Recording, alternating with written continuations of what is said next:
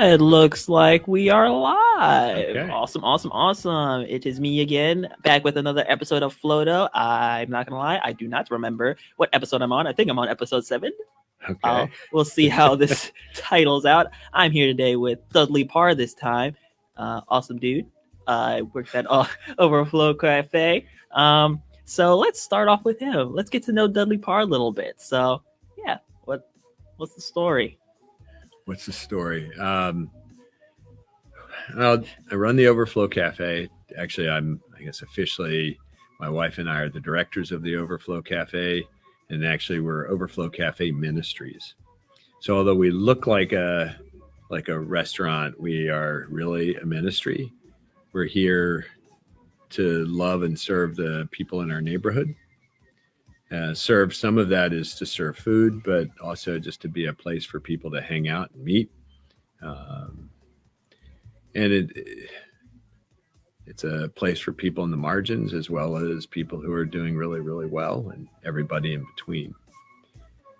Our mission statement is that we want to love well the people in our neighborhood, and I define neighborhood as all of Cambridge at least, to love them well that they might come to know Jesus and lead transformed lives. Okay. But rather than let's shove it down your throat, hey, have a hot dog and a side of Jesus, because that's really kind of a colonial approach. Hey, we know better and we're going to give it to you. Most people have an idea of the divine. They have ideas about God, or if they're atheists, reasons why there is no God. But I can't begin to engage you in any ways unless I first know where you are. Like you're asking me, like let's get to know Dudley. How do I get to know a person such that we can talk to them about who Jesus is? And or where are they with faith, and what questions they have, and where are they struggling with things? We have to get to know people, so we do a lot of listening. If I tell you what I believe, I basically have shut you down. Okay, well, he's going to not like this, or he's going to laugh at that, or whatever. So we really want to hear what people believe and think first. Okay. That is the mindset, I guess, of the Right. Overflow Cafe. How awesome and cool. So I wanted to say we want to start off this strong, hopefully. So I wanted to actually get off. We were talking a little bit earlier off the stream about, how the heck am I supposed to talk about this thing called investing in yourself with, I was going to say income, but we came up with a better word, capital. So I just kind of wanted to say this.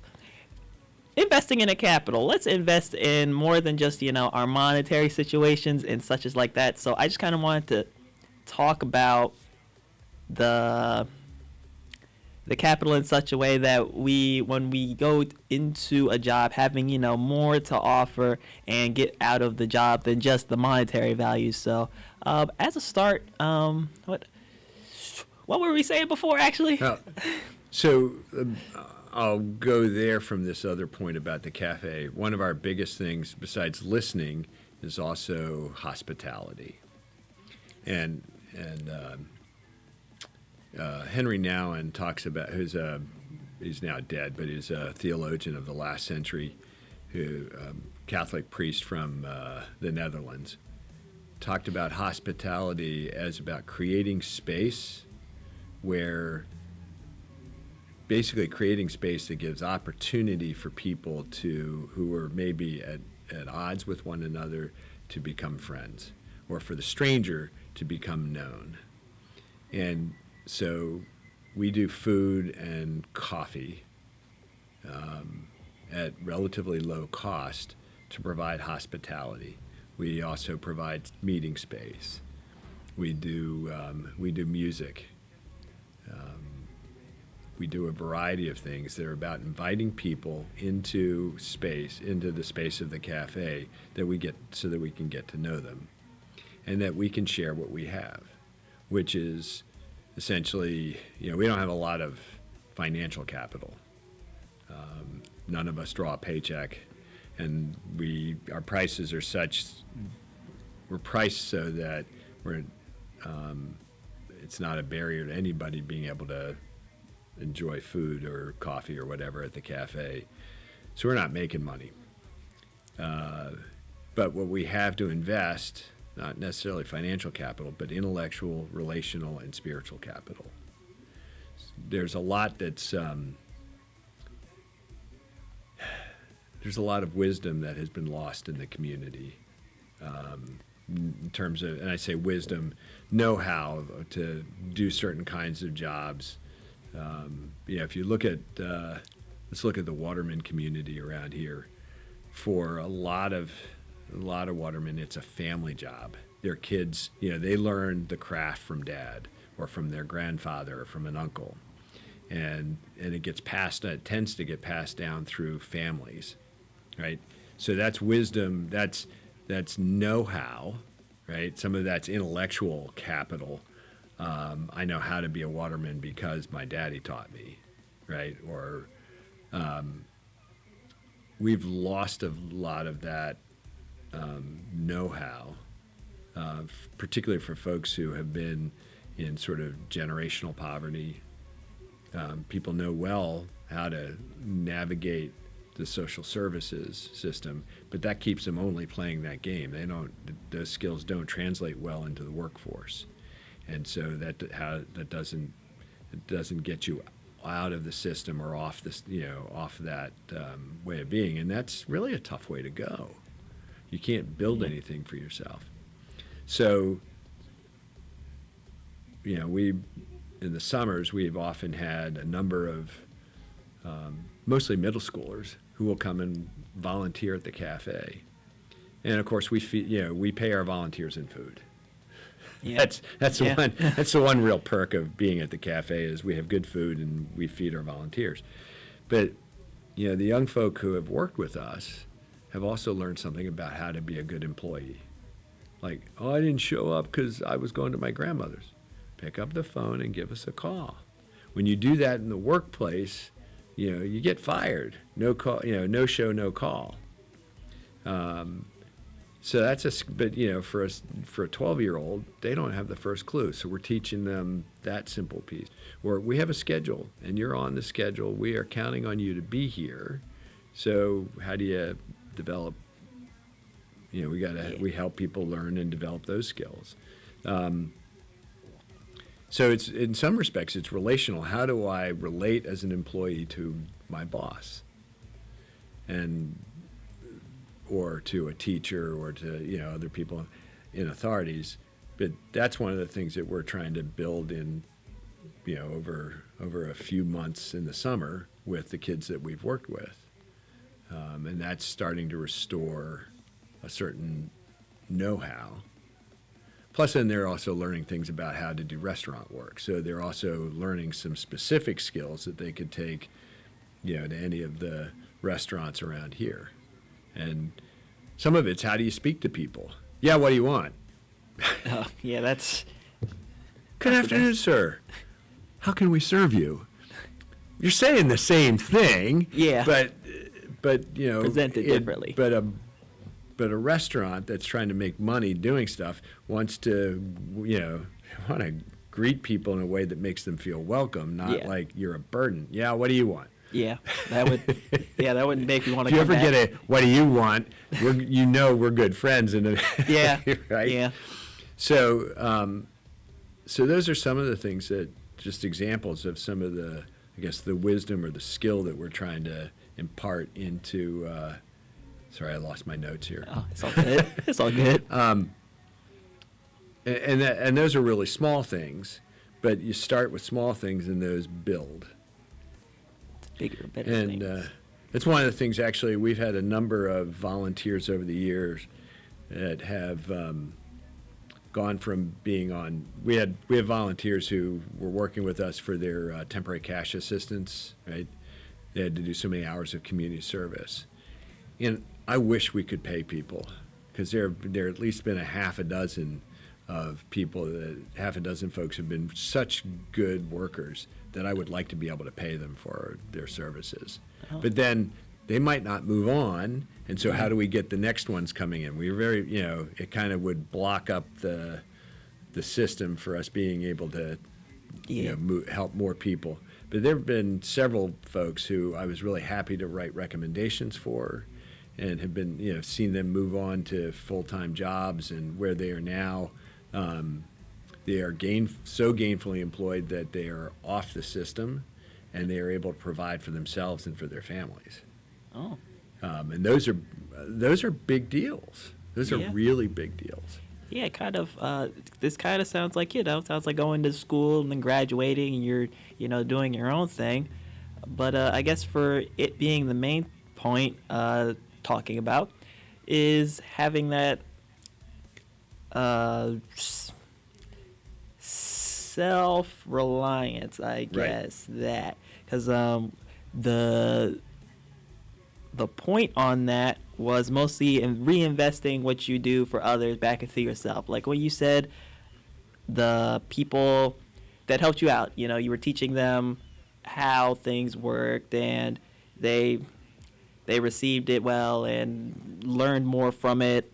Like not only did you get something, but they were also getting something type of ordeal. I know I'm trying to put my words together. I got it's a little hard sometimes, but for it being the main thing, I guess, for somebody, if someone listens to this, is when you enter something, don't exactly go for it for, like you said, the baseline, the get paid and then get out. It's not about really getting paid if you're working towards something. When someone's making a movie, they're not making it, as fast as they can. They're typically, having to take the steps to make said movie good, which is, I guess, taking the steps to write out the story. Then after writing out the story, you find the cast and the characters. It's kind of like, you're going off at different steps. I don't know if I'm saying this properly in a way. I'm going to turn it around and say, look at you. Okay, and so you started out here as an intern. Yes.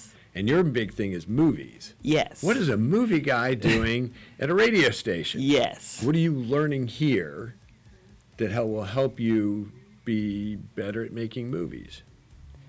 I'll say just how to work in a cast, how to talk to different people, how to appeal to different people, how to talk to various... I'm amazed at all this all this stuff you got hooked up. Okay, this is a microphone. Yeah. I do know. I know how to plug it into here. I don't know how to work that stuff, or how do I combine it with the camera here, live streaming it through your laptop, and there's a whole level of technical stuff that I haven't the first clue about. And then you're learning technical aspects of the craft, and so that's intellectual capital that you're gaining. And then how many people have you gotten connected to, and just who know things, who can help you further what you're doing? I'll say that's a lot of people. I don't know if I can count that. So that's relational capital that you're gaining. And people seem to discount that because, I can look that up on YouTube. Yeah. I can, and so many people now are, we're friends on Facebook. Okay, when's the last time you sat down and had coffee with them? Yeah. When spending time on, are we ready?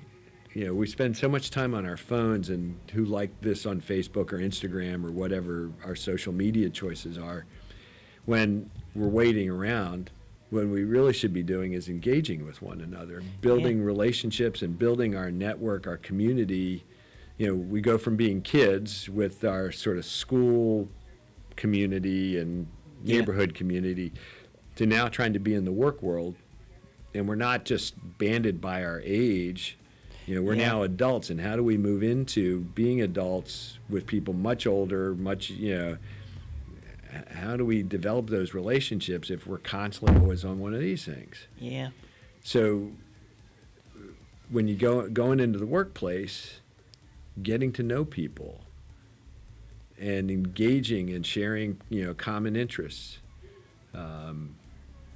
finding out about people's lives, their past experiences, what they've done work-wise, where they come from. Oh, you were in the Navy. Man, what was that like? Well, I was on a submarine. I mean, I wasn't. I have friends Yeah. who were submariners.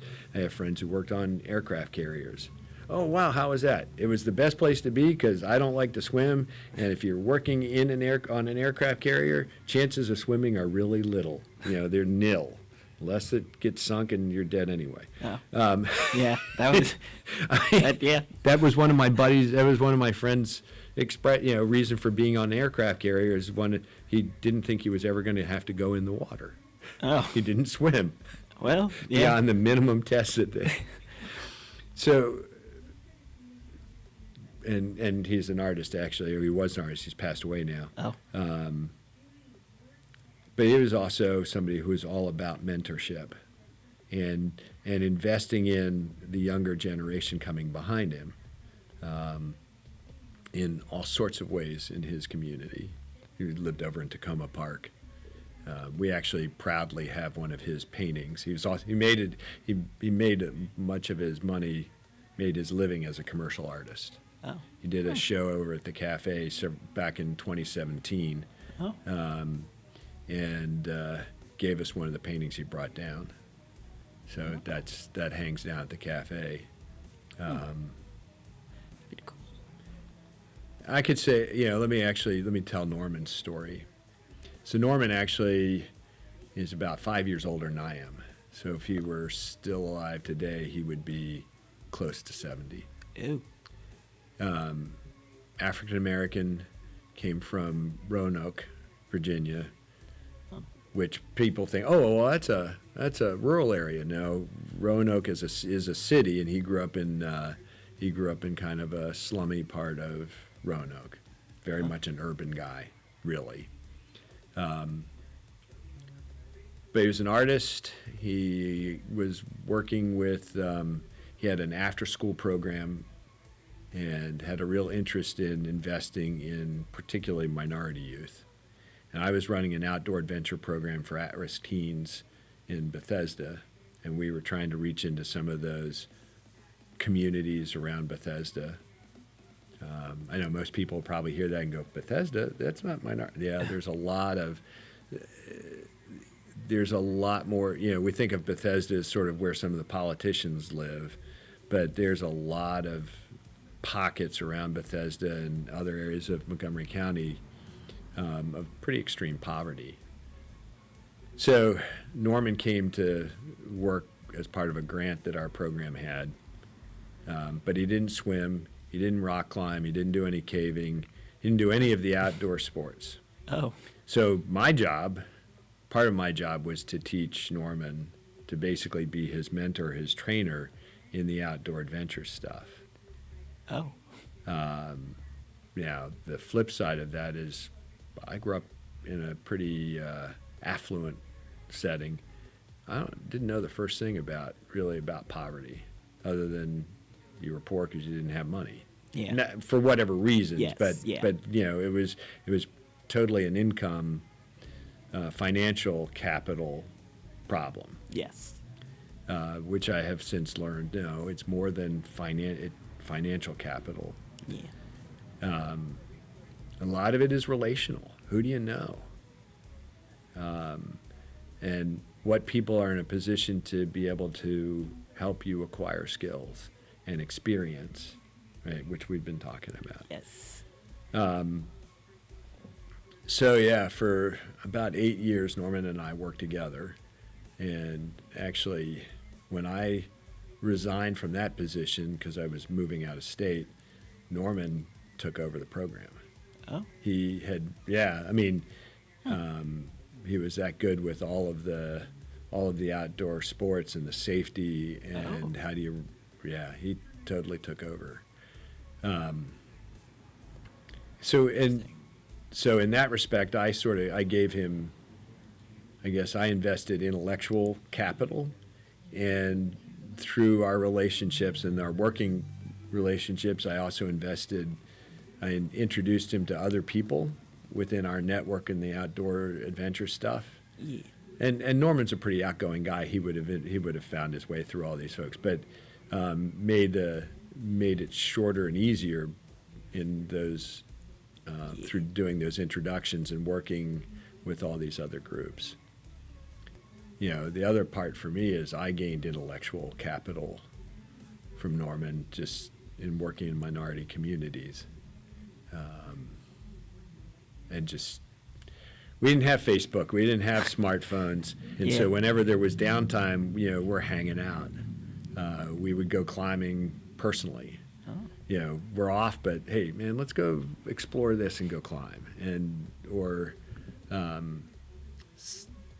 looking at the various art projects he was working on back then. I have a couple other Norman pieces that are that are just near and dear to my heart because we were good friends.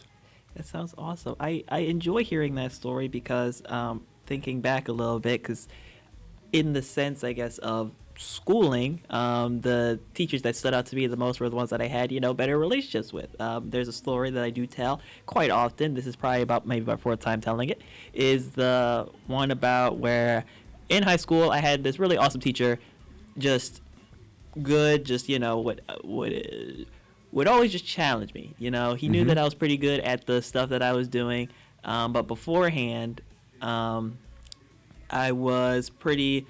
before I even met that teacher, I was all right in the space of technology and editing and all this other sort of stuff. So, because I was gonna go through with that story, just the relationship was awesome. It was great, always challenging me, doing something different. But when the next teacher came around, I didn't really like this teacher so much because they were very. I'm not gonna say by the book. They didn't want to challenge me. Like, I would show my potential by doing very advanced things, and then they would tell me to dumb it down, and I'm like, okay, and such as like that. Just no challenge at all. So basically, not really trying to get to know me and meet me where I was at, because I guess going back to your story, it sounded like you two, you didn't know each other, but then you guys met each other at the line that you guys were familiar with, and then you guys got to learn more about each other. The reason why I went back to that is because education system, a lot of teachers, they don't really meet. They're told that they have a certain quota they got to fill with their lessons and all that other stuff, but they don't meet the students that they have at that level because they have to kind of, I guess, do their work. I know this is going to sound a little weird why I jumped onto this train, mostly because I have a very disdain for the educational system and how it kind of works. So I'm a former teacher. Oh, okay. Before, I didn't go to seminary until I turned 50. Oh, okay. Back in 2008. So prior to that, the 10 years or so before that, I was teaching. And actually, my undergraduate degree is in biology, and then I got a science teaching certificate along with that because I wasn't sure I was going to make it in the research world, not even sure I really wanted to. But part of the professionalism of teaching has moved, don't get too personal. Okay. Which is really hard. It's hard for me because I'm a people person. I care more about my students' development than I do about my subject matter. Don't get me wrong, I love teaching science. I love teaching theology now, kind of stuff, but more interested in, okay, where are you and what do you need? I taught my last teaching gig. I was actually teaching at a private school in Pittsburgh that had a small boarding program, 5 days, during the school week you could stay on campus, and I was a dorm parent. So I can tell you that the kids I lived with, I know really well. Got to know them really well because my apartment was right underneath some of the biggest actors. In the dorm, we strategically sort of placed the guys are going to be, I don't want to say troublemakers, but are going to make life interesting. Yes. They were strategically placed near dorm parents' living quarters, so you could always hear. You could hear trouble brewing before it actually boiled over. But so that's why I say I knew some of those kids well because we lived on top of each other. but yeah, the educational system has gotten. I wouldn't go back to teaching in a regular school now. There are too many restrictions and too many expectations on you have to get kids through these tests, and we have to meet those things, as Yeah. opposed to, do we have time for, going down this rabbit hole? Yeah, cause I mostly point that out because, you know, every kid has to go to school. You know, Yeah. it's what they have to do, and in most cases, I'm gonna say yeah. In most cases, going to school is probably a lot better than their possible home life situations. Not all of them, but it's kind of like a little bit of an escape. You know, they may or may not act a little differently, and they interact in a different way, or they're exposed to something different, but they're already with adults that have that, I guess, professionalism to them. Some parents, they're not exactly professional, or they won't exactly really dive too deeply into what their kids going into and sort of stuff. And that's where, in my opinion, a teacher sometimes pops in, because like most teachers, if they're okay at their job, or or a little more lenient, they'll kind of try to get to know you, try to kind of accommodate to you a little bit. But it feels like that's not always too, what's the word that I'm looking for? Did you have Krista Kolb, Mrs. Kolb? No, I don't think I She was did. in middle school. Middle school, no, I didn't. She was have an it. English teacher, and she's now teaching in China. But Oh. she's been there for a few years. But when we first came to Cambridge, she was teaching sixth grade English and taught a section of poetry to her. Did a section for her kids to write poetry. And so part of that was the end of the year sort of thing. Our open mic nights started at the cafe, because before that, Krista came to me and said, "Hey, could we do like a poetry slam in the garage?" Like, thinking like we serve some cool coffee drinks and, have that kind of, that kind of coffee bar vibe to it. And Mike Elsie actually saw that happening and said, "Hey, could we do some? Could I use the cafe to do some things with my students?" And out of that grew what became open mic nights. We haven't done those since COVID kicked in, and I don't know if we'll get back to doing open mic nights quite like that. Oh. But sorry, I'm going down that rabbit hole. Oh, We'll probably it's all good. we'll probably get back to doing like praise and worship open mics, and just keep it on the church side of things. But where I was going with Krista, as a teacher, she was very interested in her students and in their development. And poetry was a way of giving a larger number of kids opportunity to express themselves and to say, and particularly more of an emotive expression than just sort of technical writing. Yeah. And it was definitely something that was a little different and a little, it had some risk. Like, what if the kids don't like this, or none of them want to participate? Well, we did 3. We ended up doing 3, doing it in 3 years. And it was great. It was actually some of the coolest stuff that happened in the cafe was in the performance side of things, was those 3 open mic nights for not open mic nights, but poetry slams. Absolutely cool stuff. But there's a teacher who was really invested in her kids. And I also remember her talking about, okay, these are all the testing dates, and I got to make sure I get through all of these things. But really, how do we work? How do I make sure we're here so that I can work in this section, for their development? Particularly, she did it at the end of the year, so it could be almost like a closing for this.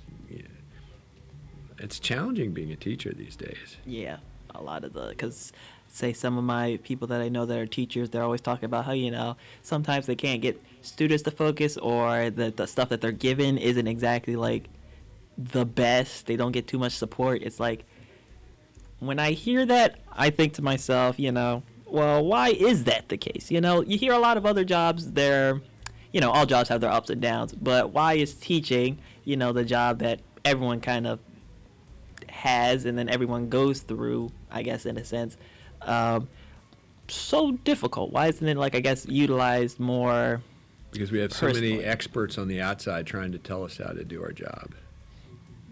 And you know, accountability, you know, expectations of how things are going to turn out. And everybody's got, you know, we've got multiple competing agendas, largely political, that drive a number of, they're the forces or the factors that dictate what teachers are having to do. And it sort of follows the divide, the deep divide that we have in this country on the ideologies. Yeah. And so education is kind of the ping pong ball that's getting batted back and forth. I mean, it's one that flip flops depending Yeah. on who's calling the shots.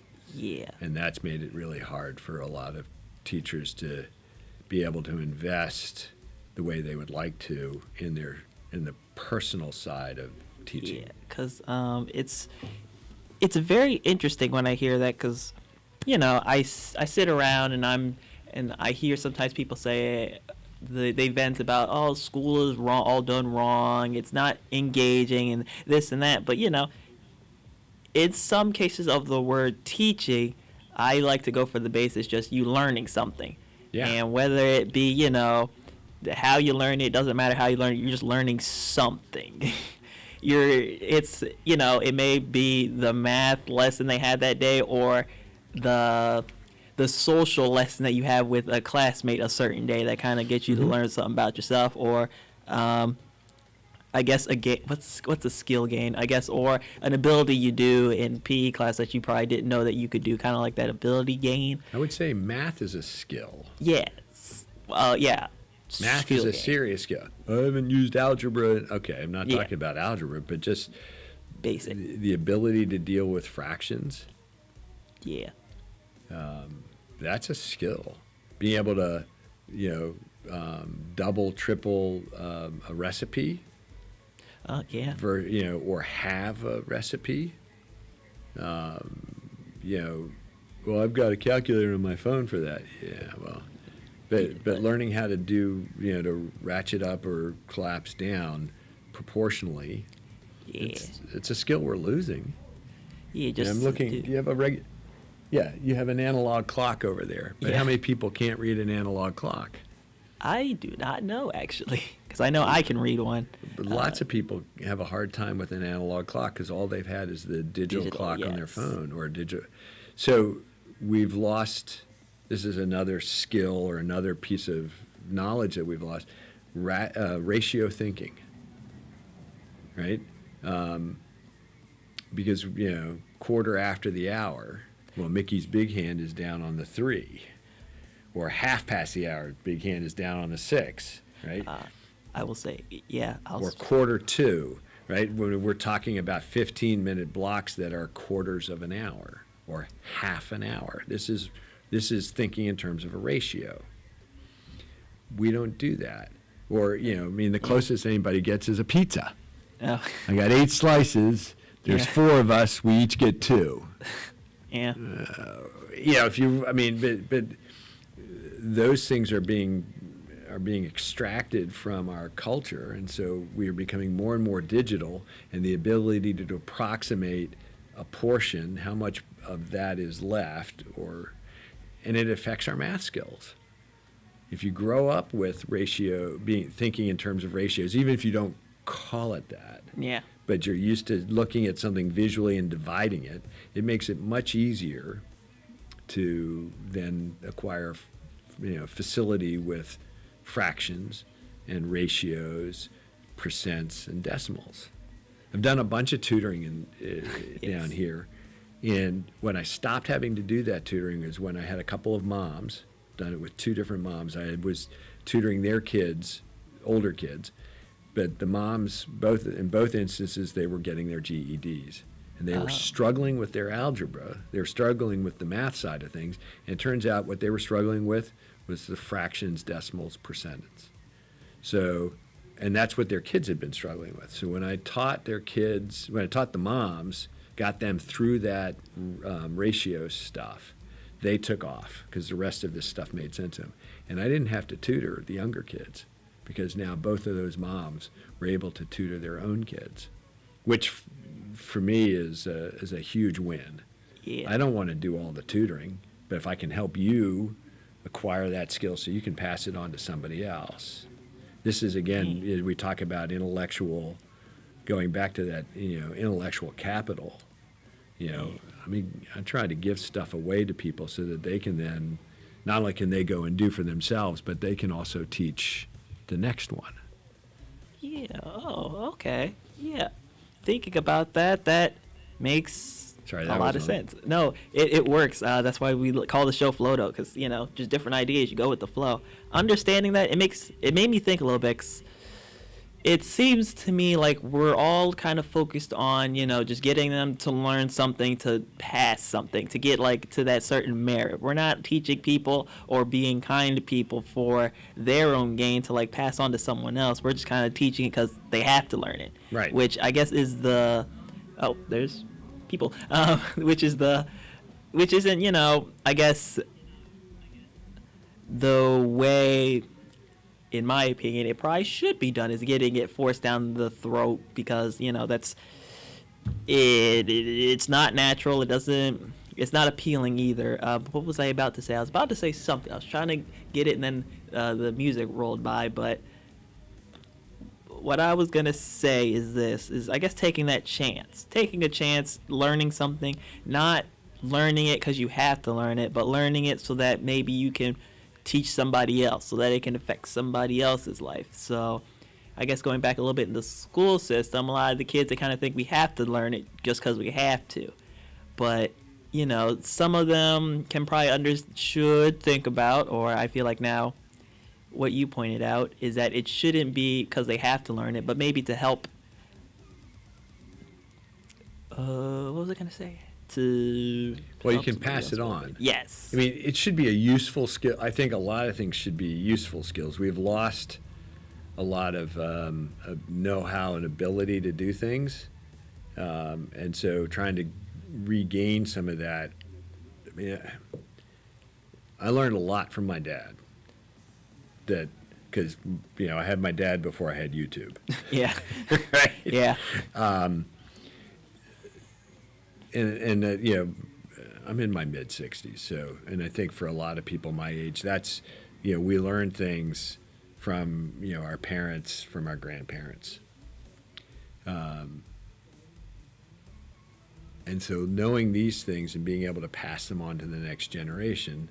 Now, things are getting changed, so there's stuff now, like I have. Yeah. I have no idea about, technology, so I need younger folks to teach me about technology. Yeah. Let's work it the other direction. But that has been for the longest time a major part of education was about passing on useful things that we all needed to know. I learned how to write checks, right? How to write out, $2,576 and so many cents. I learned how to do that in third or fourth grade. Oh. I remember the teacher I had when we were learning to do that, and I had him for both third grade and fourth grade, so I'm not sure which grade that it was, but, and thinking, this is the dumbest thing ever. I don't even think I knew what a check was at that point, right? Why do I need to know how to write out, so many, $1,000, and break it down into thousands, hundreds, tens, ones, right? Yeah. When am I ever going to do this? And then, it's 10 years later, 8 years later, I have a checkbook, and I'm having to, that's why you had to do that. Okay. And now, almost nobody ever has checks anymore. It's all plastic debit cards, and so I don't know, maybe that skill will become totally superfluous. But yeah, I mean, and learned how to. I mean, there are a number of sort of basic everyday, I think of as accounting things that I learned that people don't know how to do. They don't do home ec anymore. Well, we don't call it home ec, but people don't learn how to cook. Yeah. Uh, Unless you I went know to the too many thing. people in their 20s and 30s that the only thing they know how to make is what they can dump out of a box and put in a microwave. Yeah. Yeah, I'm one of them people. Well, and that's not. I mean, you can at least feed yourself, Yes. but it limits you to what you can get in a store. Yeah. You To know, build upon. Do you know how, could you make a spaghetti sauce from scratch? No. It's not hard. Oh. It's not hard. You can do this. You can make spaghetti sauce. But again, having somebody who can help you acquire that skill, who will tutor you or, mentor you in that process.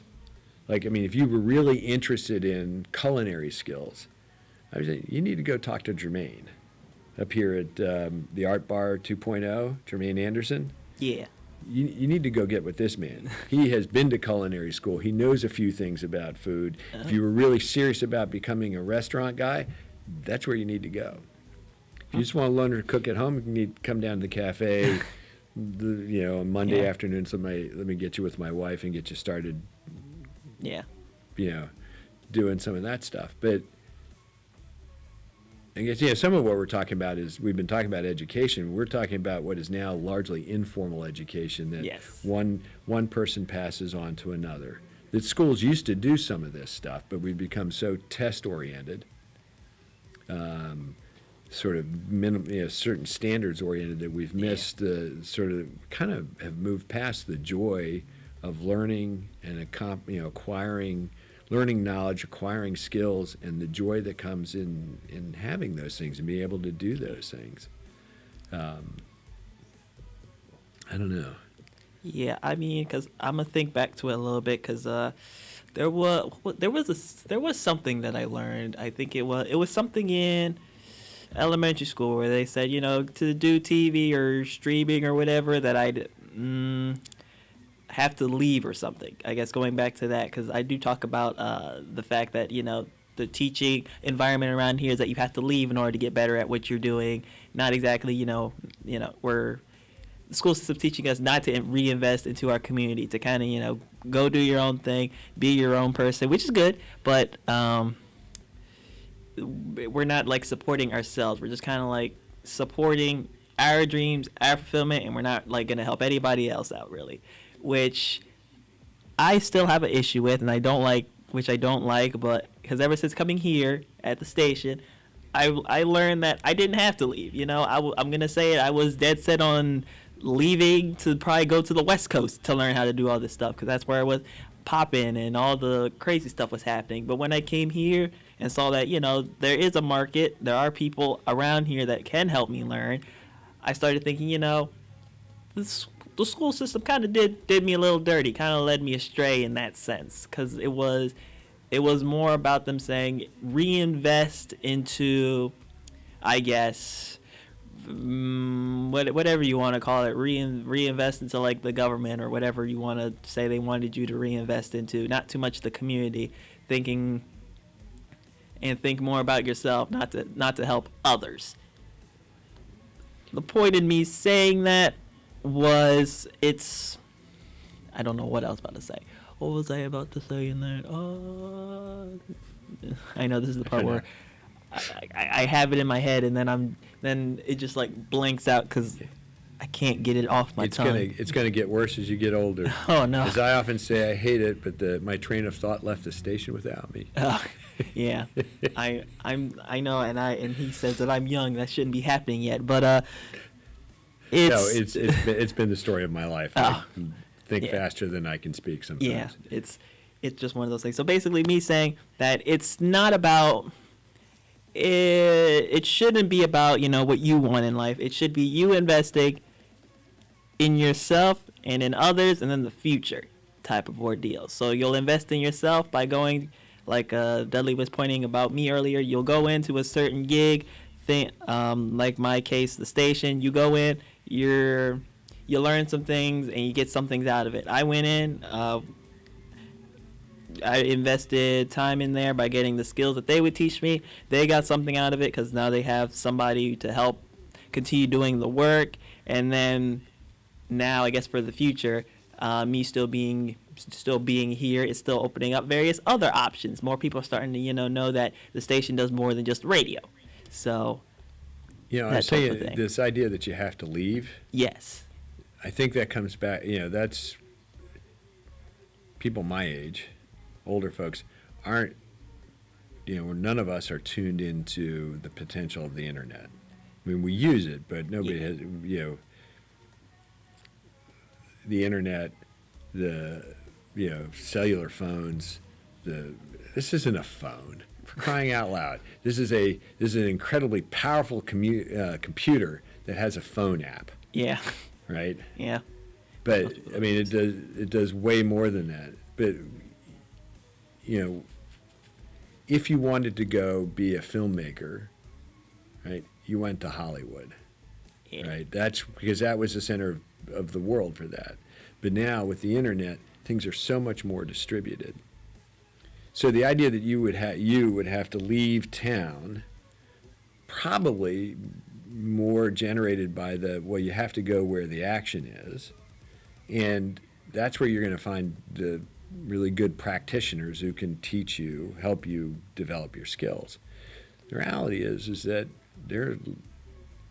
if you leave Cambridge or Dorchester County, it's probably because now you've outgrown the capacity of folks here for you to, you need to move to a bigger platform. Yeah. Or be able to, but you may be able to stay here because the next connection is going to be again with somebody you can do through the internet, through Zoom or whatever communication apps. And I mean, we don't have to go places. We're doing a lot of work from home and in our home, but that's new thinking. I mean, New age. when would you have thought that people would go to church through their screen? Huh. Yeah, I never really thought of it like that. I mean, COVID, the whole pandemic thing basically forced lots of churches into this sort of hybrid, it's now more hybrid model. I don't know any church that has stopped doing live streams. Yeah. Or Zoom church. Even if they've opened up, everybody's got a broadcast of some sort, because they've discovered new audiences, other people who don't even live in the community appreciate the preaching, the style of worship, whatever. They get something out of XYZ church, and so they're tuning in to that. And churches are getting, different churches are getting broader exposure. So you may not have to go anyplace, particularly since what you're working in is a communications industry. Yeah. You might have to leave because you got to go someplace specifically to film on location. Yeah. Video, excuse me, we don't even do film anymore. Yeah. That's my old school thinking. That's a nice term. But you're in a position, again, we'll come back to that idea of different capital. You are gaining intellectual capital. You have been given lots of connections here that are, so you're expanding your relational capital. And given the nature of this, electronic nature of this business, you may not have to physically change geography except for very specific, because you can't do things from remotely all the time. Yeah. There are some things, you probably have to leave to go learn how to do certain things because it's not here that available. specific. Yeah. But it's a whole new game. Yeah. How do we think about those things?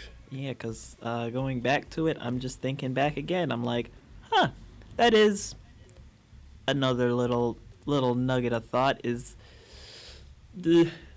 that whole change game. Because I'm going to say it right here, right now. Most of the stuff I did have a basis for learning, like live streaming. I did that ever since I was like 13, 12 years old, live streaming just random things. Yeah, I know. You should. There is video out there of 12-year-old me just screaming into a microphone with my dog barking in the background and my mom calling me, and I have to randomly pause it. But yeah, so but the reason why I said that is because that was I guess a little growth, because me learning from the internet, and I met a lot of different people and sort of stuff like that. Like because going back when you said you didn't really have to like you can get connections from anybody. Later on, I ended up doing a commission. My dad knew about it, so it wasn't all because I was still a kid. My dad knew about it. I got commissioned from this guy in Germany. A guy paid me $200 to do something for him video wise, and I did that and got the money. And that was some dude in Germany. So, right.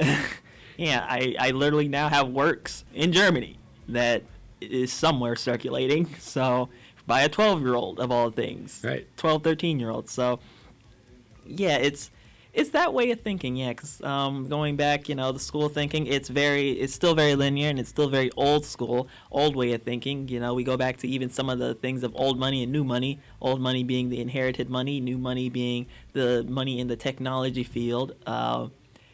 It's, it's no more back in the day where it's like, you go to an interview and you're dressed a certain way. Nowadays, it can be you're talking on the phone, or you do a video call, or in my case, for video, you're just literally sending them a video. Right.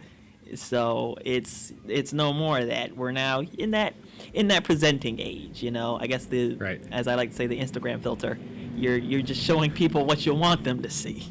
Because yeah, I'm going to grab that point and say that's, as an old school guy, I mean, I don't mind doing Zoom calls to a certain extent, but I much like we've been talking now since noon at least. Yeah. And only so much of this is been making recorded. it on here. Yeah. So we've been, when growing up, we would say we were BSing. Yeah. But so much about building relationships comes from that non-focused, non-specific BS time. Yeah. And we lose that when we have to be very focused on, right, and particularly when we're playing the Instagram, Facebook, social media, hi, how are you? Like, Yeah. those kinds of filters. Different from when we live and interact with each other just in the course of normal life, day Yeah. to day. So I guess in terms of relationships, we can have acquaintances, but the really good friends, the mentors who were really poor, that does sort of have to be, I think, and maybe this is my old school way of thinking, but at least for me, it needs to be face-to-face, person-to-person engagement, which is why we do food at the cafe, because everybody eats. And, for probably all of at least recorded history, and maybe as long as we've been a species, right, food has been a centerpiece of culture, of community. I'm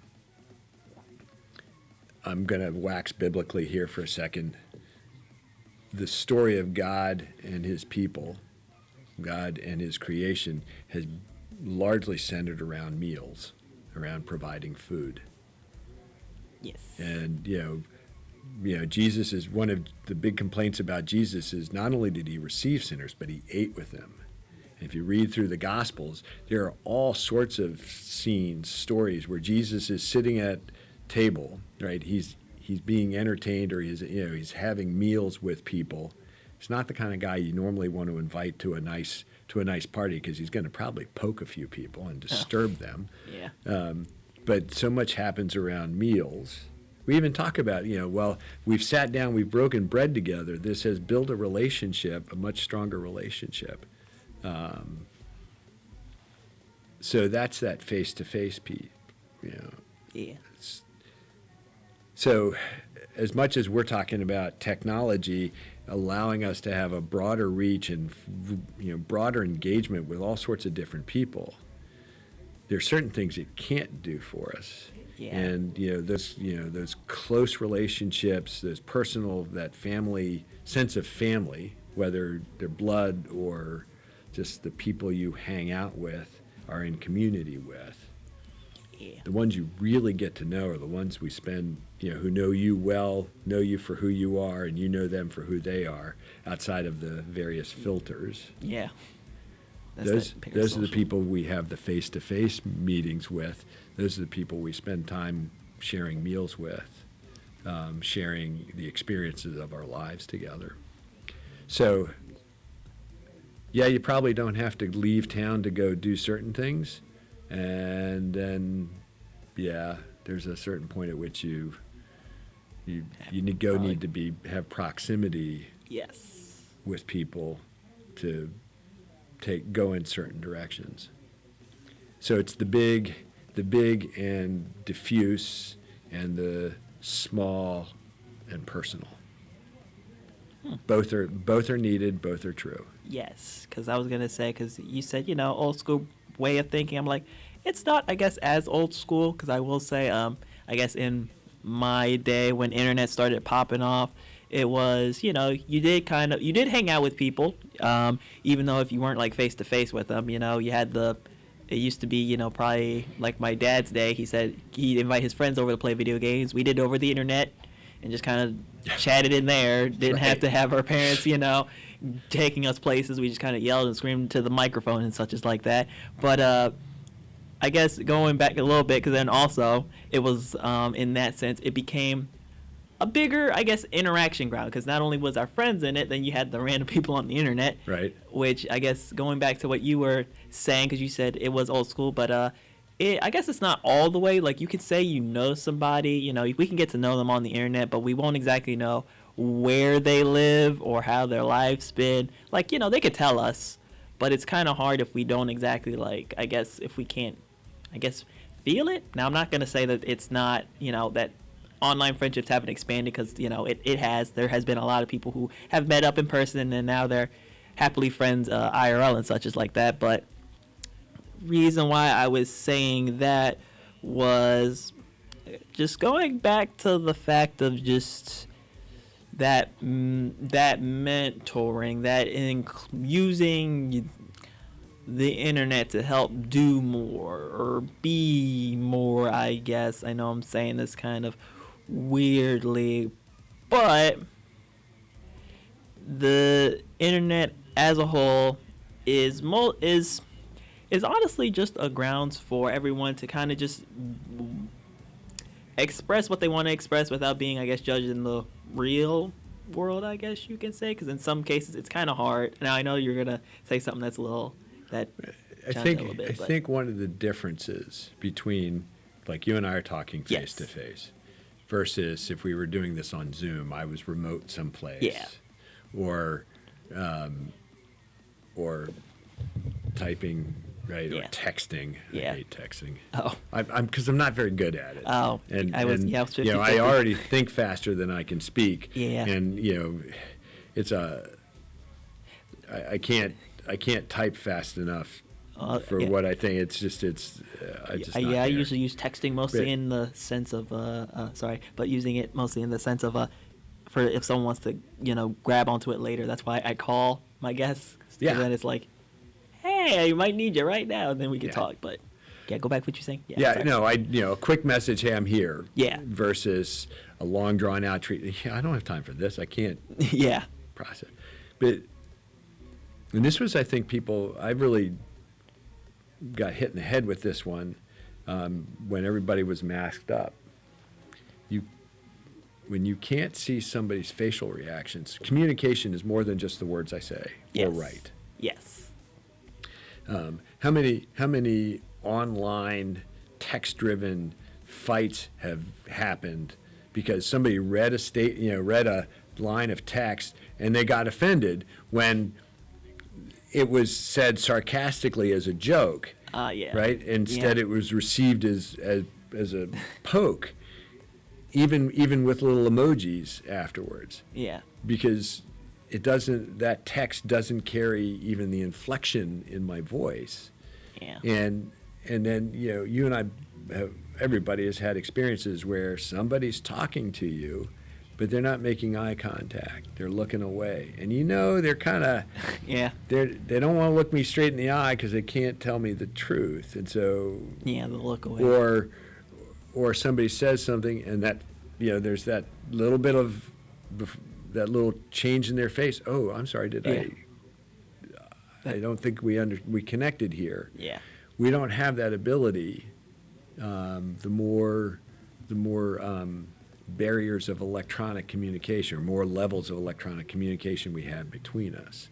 So that's why we're talking about sort of the broader electronic piece and the very personal small piece, being the face-to-face and sitting at a table together, to have Flowdoe around a table around lunch or dinner. Yeah.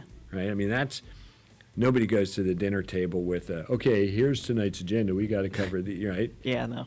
What'd you do today? How was school, son? Yeah. Right?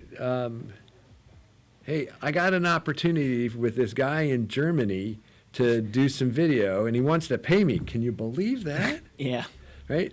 I mean, just talking about and processing life and the things we're learning and the things we're struggling with, or the successes.